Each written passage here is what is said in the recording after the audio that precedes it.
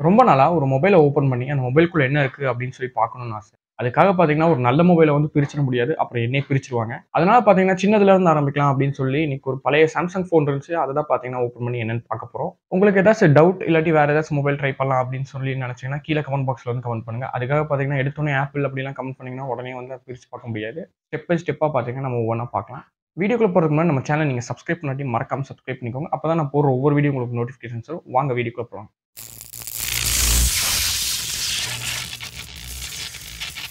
இந்த ஃபோன தான் பார்த்தீங்கன்னா, இன்னைக்கு டிஸ்மேண்டில் பண்ணி பார்க்க போறோம். ஃபோன ரிமூவ் பண்றதுக்கு முன்னாடி ஃபோன் பேக் சைட்ல பார்த்தீங்கன்னா, கவர் வந்து குடுத்துருப்பாங்க. அந்த கவர ஃபர்ஸ்ட் பார்த்தீங்கன்னா, ரிமூவ் பண்ணணும். இந்த இடத்துல தான் பார்த்தீங்கன்னா, மொபைலுக்கான பேட்டரி வரும். பேட்டரி பார்த்தீங்கன்னா, இப்ப இல்ல. அப்புறம் இங்க பார்த்தீங்கன்னா, 2 சிம் கார்டு போட்டுக்கலாம். ஒரு மெமரி கார்டு வந்து போட்டுக்கலாம். இப்போ நம்ம பார்த்தீங்கன்னா, சைட்ல இருக்க ஸ்க்ரூவெல்லாம் பார்த்தீங்கன்னா, இப்போ ரிமூவ் பண்ணிடலாம்.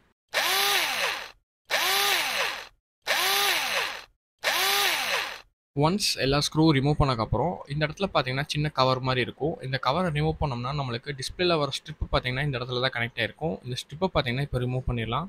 நெக்ஸ்ட் நம்ம ரிமூவ் பண்றது டிஸ்ப்ளே. டிஸ்ப்ளே ரிமூவ் பண்றதுக்கு முன்னாடி 1 ஆர் 2 டைம்ஸ் பார்த்தீங்கன்னா, எல்லா ஸ்க்ரூ ரிமூவ் பண்ணியாச்சான்னு பார்த்துக்கோங்க.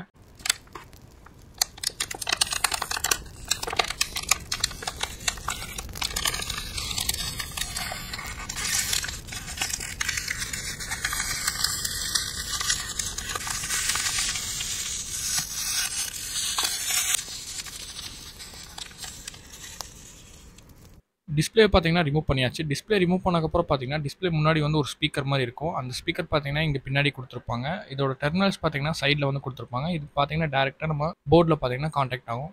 அடுத்து நம்ம ரிமூவ் பண்றது பார்த்தீங்கன்னா, மதர் போர்ட்.